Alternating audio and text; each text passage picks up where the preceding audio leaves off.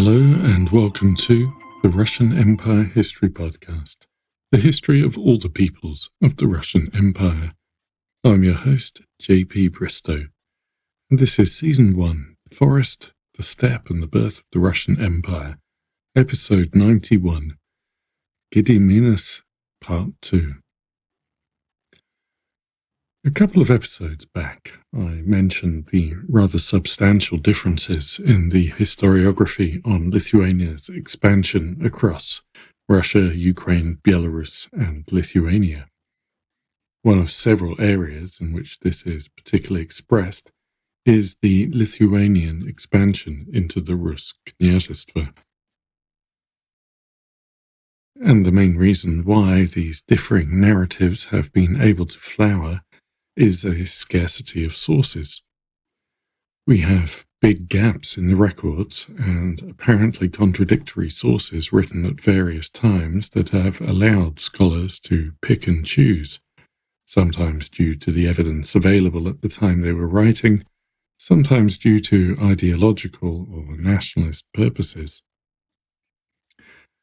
What's more, some of the key evidence we do have has been discovered fairly recently, and was not available to historians working as these narratives were taking form back in the 19th century.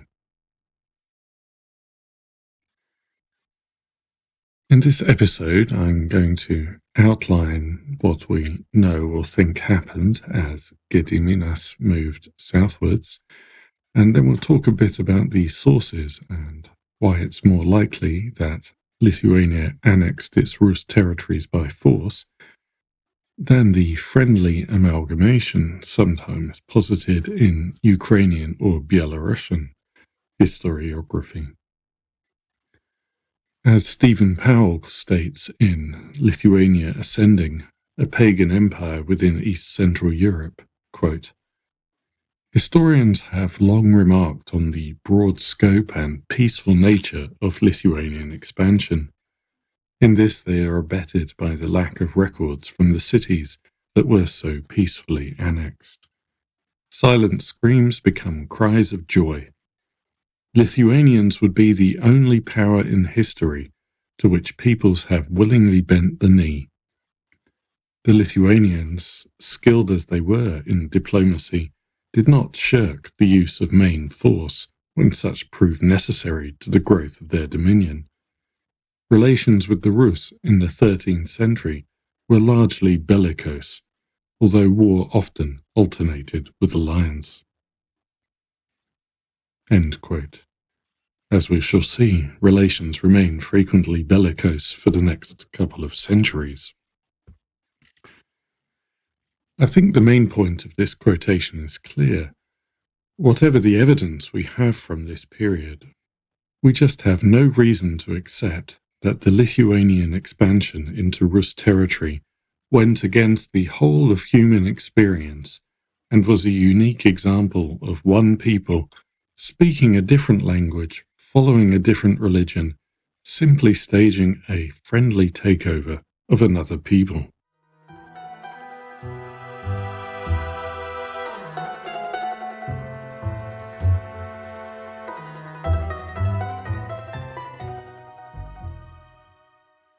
The Rus' western neighbours had long wanted Galicia and Volhynia.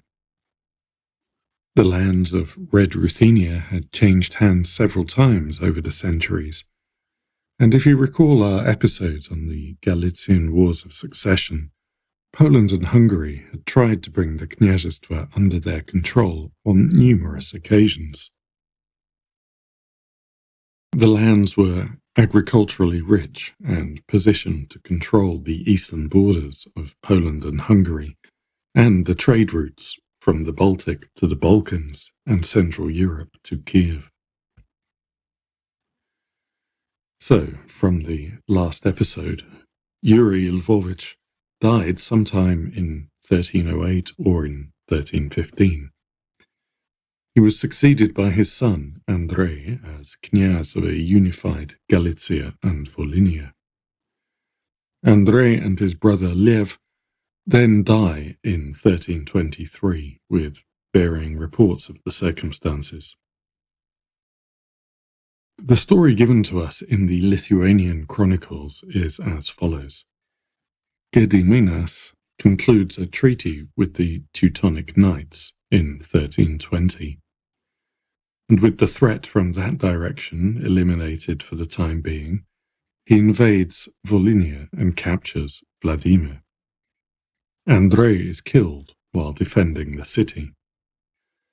Lev presumably takes over as knyaz and flees to Dmitry Romanovich of Bryansk, known to be a sworn enemy of the Lithuanians.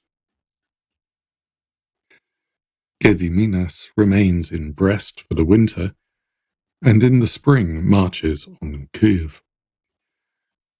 The Lithuanians capture Ovruch and Zhytomyr, and then encounter a combined army of Lev of Galicia and Volhynia, Dmitry of Bryansk, Stanislav of Kyiv, and Oleg of Pereyaslavl on the Irpin River near Belgorod. The Lithuanians win a crushing victory. Lev and Oleg are killed in the battle. Stanislav flees to Bryansk and then on to Ryazan.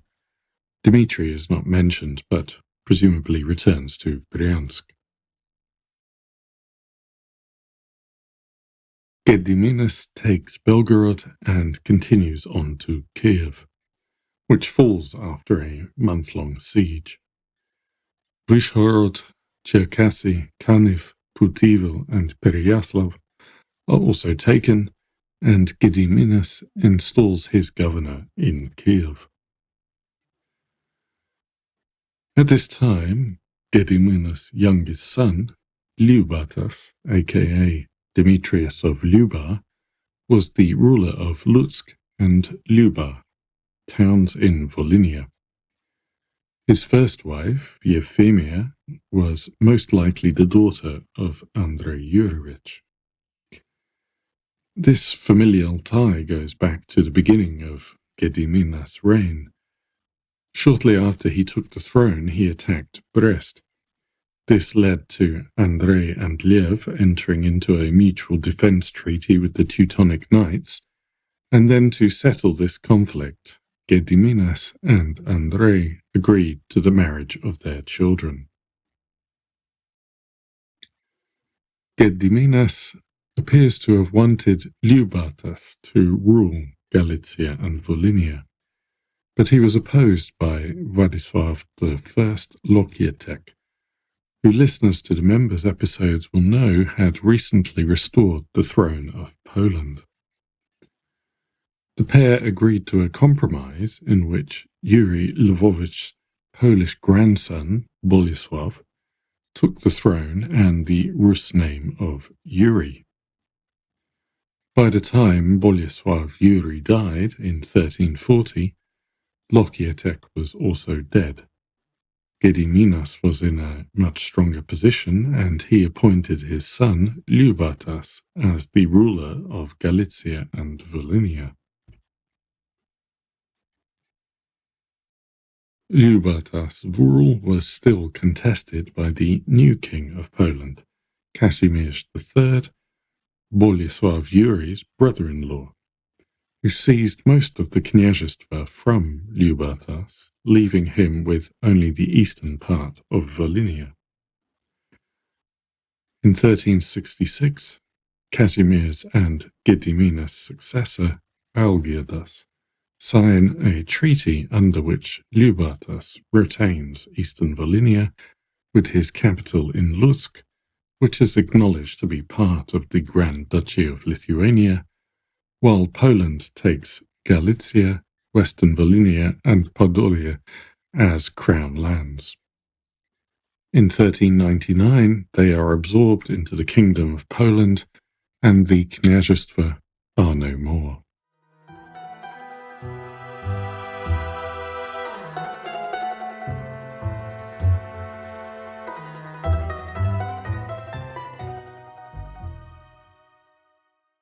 So, if the Lithuanian Chronicle gives us a clear narrative of how the Lithuanians conquered Volhynia, Galicia, and Kyiv, and then divided the territory with Poland, Why hasn't that been the accepted narrative? The root of the problem is that the Lithuanian chronicles, which are written in Ruthenian, or the same Slavonic as Rus chronicles, were written later, with the earliest version considered to have been compiled in Smolensk sometime in the 1420s, so around a century after Gediminas' campaign. The chronicles contain the same sort of mythological elements we've seen in other chronicles, such as an account of the Lithuanians' Roman origins. According to this legend, Palemon, a relative of the Emperor Nero, left Rome with 500 noble families, travelling north until they reached the Baltic, and then settling on a large hill named in his honour, and ruling for generations until the Gediminids appeared. Later versions put the move north in the 5th century after Attila the Hun's invasion. Legendary Roman or Trojan ancestors were fairly common, but the Lithuanian tale is often explained as a defense against foreign, especially Polish or German, claims that they were civilizing the supposedly pagan and barbarian Lithuanians, and particularly propaganda spread by the Teutonic Knights that claimed Gediminas was actually a stable boy who had usurped Vytenis. In addition, there were a number of problems with the names in the chronicles that undermined its credibility, or so people used to think. In particular, Volodymyr Antonovich, a 19th century professor of Russian history at St. Vladimir Imperial University of Kiev, was influential in rejecting the Lithuanian chronicles and the idea of Lithuanian conquest.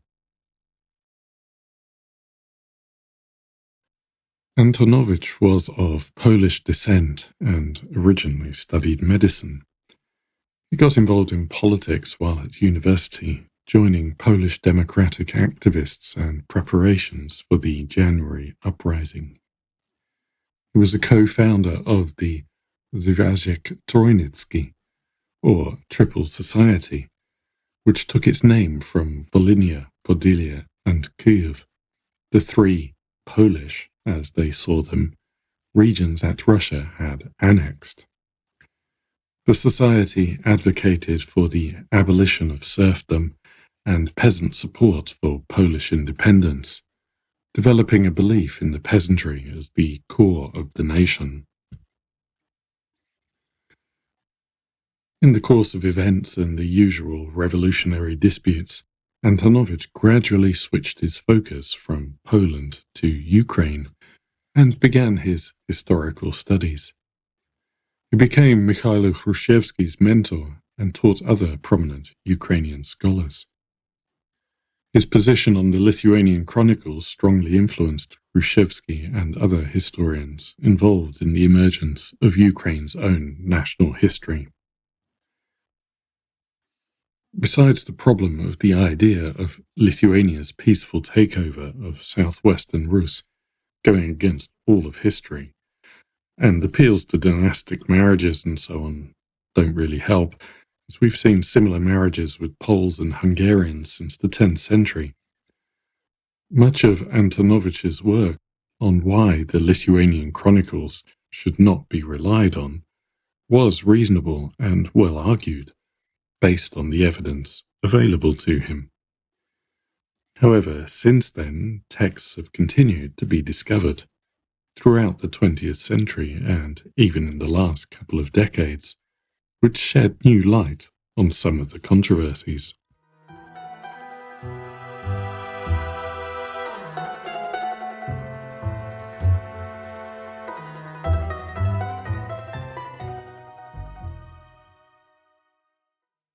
For the death of the brother Knyazes, we have a reliable manuscript stating that they were alive in May 1321, and a letter from Lokietek to the Pope 2 years later saying that they were both dead, and that this had made Poland more vulnerable to Mongol attacks. Lokietek does not say how they died. The story has been muddied by a Swiss chronicle saying that they were poisoned by their boyars, but this appears to be conflating their fate with that of Bolesław Yuri, who is widely reported to have been so poisoned. Some sources claim that they were killed by the Mongols, but this appears to be later patriotic propaganda. The Lithuanian chronicles claim that Gediminas marched on Volhynia after concluding a peace treaty with the Teutonic Knights is supported by the Order's records, which show that there were no attacks on Lithuania for just over 2 years. At the same time, the Mongols were preoccupied in the south with wars in Egypt, Iran, and Azerbaijan, and they did not respond to what was going on in Galicia and Volhynia until 1324. This meant that they did not react either by supporting the knyazes at their request or by taking on the Lithuanians of their own accord. So the time frame given in the Lithuanian chronicles matches a window of opportunity for the campaign and the best guess at when Lev and Andrei died. In 1323, Gediminas attacked Dobrizin, which is likely to have been related to the conflict with Poland over Galicia and the claim of Bolesław of Mazovia. Bolesław was the nephew of Andrei and Lev on the Rus side, and the nephew of Lokietek's grandson, Václav of Plock, on the Polish side. He was acceptable to the Galician boyars, and he agreed to marry Gediminas' daughter, which neatly brought all the sides together. Bolesław adopted his grandfather's name Yuri, but this piece of information is not stated in the chronicle, and he maintained the Galician policies of trying to keep good relations with Poland, Lithuania, and the Order. Antonovich and his followers were aware of a knyaz called Bolesław, who by his name must be a Pole, and a knyaz named Yuri, who by his name must be a Rurikid.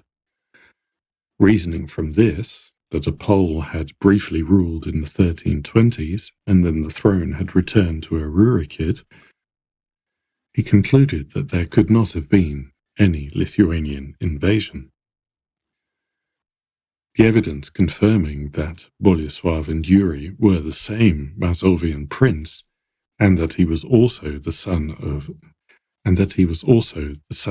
of Gediminas, and therefore the Lithuanians could have been involved in him taking the throne, was only uncovered at the end of the 19th century. We have a similar case in Kyiv. In 1331, there is a dispute between the Lithuanians and Novgorod, in which someone named Fyodor is referred to as the knyaz in Kyiv. In August 1331, Vasily Kalyeka, an ally of Gediminas, is consecrated by Metropolitan Fyodnost as the Archbishop of Novgorod. While travelling between Lithuania and Kyiv, he has a run-in with a Knyaz Fyodor of Kyiv, a Mongol Baskak, and 50 Lithuanian warriors. This incident raises questions over who actually controlled Kyiv at this time, the Rus, the Mongols, or the Lithuanians. If Kyiv was still paying tribute to the Mongols, the reason for the presence of the Baskak, could Lithuania have taken it over? And if the knyaz is called Fyodor, could he be a Lithuanian? Once again, as Fyodor is a Slavic Christian name, The traditional interpretation was that he must be a Rurikid of unknown origin. Given the poor records concerning Kiev in this period, he could maybe have been one of the Chernihiv Olgovichi. However, in 1916, new evidence was found in a Metropolitan's documents showing that Fyodor, whatever the reason for his name, was Gediminas' brother, and therefore that a Lithuanian does appear to have been the Knyaz of Kiev, and apparently accepted as such by the Mongols. Antonovich had problems with some of the other names. The Lithuanian Chronicle refers to a Knyaz Vladimir of Vladimir in Volhynia, but there was no such Knyaz contemporaneously to Gediminas. The name of the Knyaz getting transposed with the name of the city, though, is not too impossible an explanation. Stanislav of Kiev is also problematic. Stanislav is originally a Western Slavic name and would have been very rare in the East at this time. However, a few years later, there are the Vyazma Knyazes who go to war with Gediminas' son Algirdas, and one of them is Ivan Stanislavovich. The chronicle has Stanislav fleeing from Kiev to Ryazan, where he becomes Knyaz. We can agree with Antonovich that this is not true, since we have good records of the Knyazes of Ryazan in this period, but Ryazan and Vyazma could have been garbled in the accounts at some point. Nothing much can be said for or against Oleg of Pereyaslavl, as there's no mention of any of the rulers of Pereyaslavl in the Rus chronicles after the Mongol conquest. Antonovich also dismissed Gediminas Namiestnik in Kiev, Algimantis Mindaugaitis Alsheniskis, as an anachronistic reference to Mindaugas, but he is another person whose existence has since been confirmed by subsequent discoveries. Given that most of the concerns over names in the Lithuanian chronicles have been resolved, more recent historians have treated the story of Gediminas' campaign against the Rus as credible.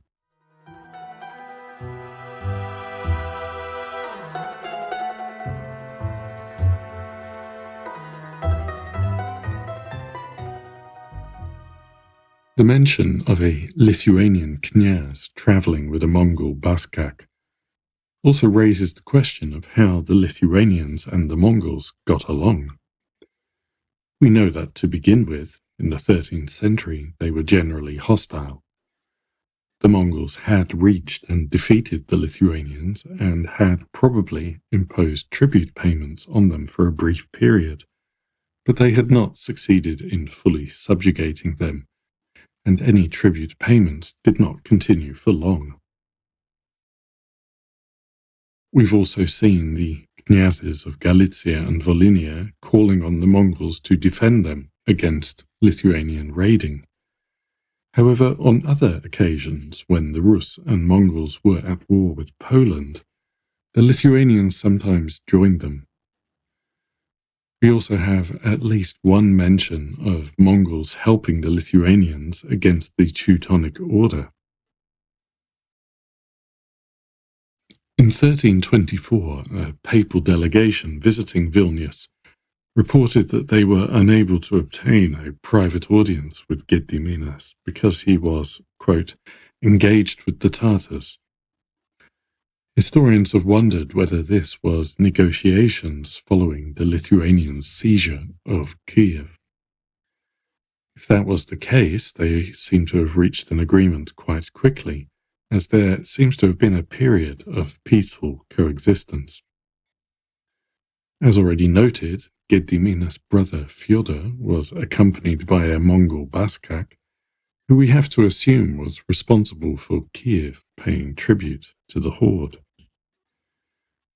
The situation appears to be that while Lithuania did not pay tribute itself, the Rus lands they annexed continued to be subject to Mongol demands for tribute and military service. Besides the presence of the Baskak in Kiev, the Khan continued to issue yarliks for Kiev, Vladimir in Volhynia, and Smolensk to their Lithuanian rulers. And Lyubartas' agreement with the Poles required him to refrain from joining Mongol campaigns against Poland. Relations with the Mongols broke down periodically as the Lithuanians increased in strength, and especially when they attempted to extend their influence into the northeast. In 1333, when Ivan Kalita of Moscow inquired about a marriage alliance with Lithuania, the Mongols attacked the eastern towns under Lithuanian control. In 1338, the Mongols attacked Lithuania after Ivan Kalita had visited the horde, although no details are given as to the reason. Continuing connections to Lithuania may also have played a role in the Mongols deciding to kill Alexander Mikhailovich of Tver. In 1339, Ivan Alexandrovich of Smolensk concluded an agreement with the Teutonic Order, following a trade agreement between Gediminas and Livonia, and the Khan sent a Mongol expedition accompanied by troops from Ryazan, Moscow, Suzdal, and Yuriv. They ravaged the countryside, but, like the other attacks just mentioned, they had no real result, and it seems the Lithuanians were quite capable of defending themselves. The following year, however, Lithuania and the Mongols were allies, fighting Prussia and Poland. Some scholars have argued that while by the 1330s Lithuania had become Moscow's main rival for dominance of the Rus Kняжество, for the Mongols, as long as Lithuania did not become too strong, it was a useful western buffer against Poland and the Teutonic Order. Therefore, the Mongols were generally willing to tolerate Lithuanian influence over Rus territories, provided they continued the tribute payments and allowed conscription. The brief outbreaks of hostilities were also pragmatic and do not detract from the overall picture.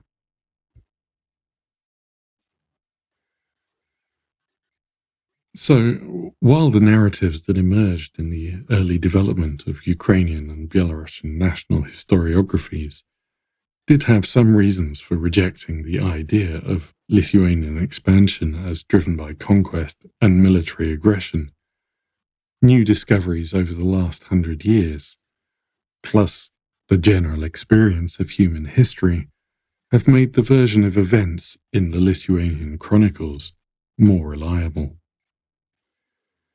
However, the ideas of Rus voluntarily joining the Grand Duchy, of primitive Lithuanians and civilizing Slavs, persist because the narrative of Rus agency and continuity and the absence of conquest is felt to be essential to the legitimization of Ukraine and Belarus as nation-states.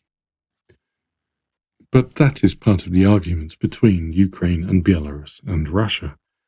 For those of us outside of that dispute, we do not need any claim of 1,000 years of history to accept the legitimacy of Ukrainian nationhood. So as far as this podcast goes, Lithuanians built the Grand Duchy of Lithuania, and they expanded into the Rus Kняжество through force. That does not mean that it was one and done. Gediminas' campaign was a step, not the completion of the conquest and absorption of these territories. There will be more campaigns to come.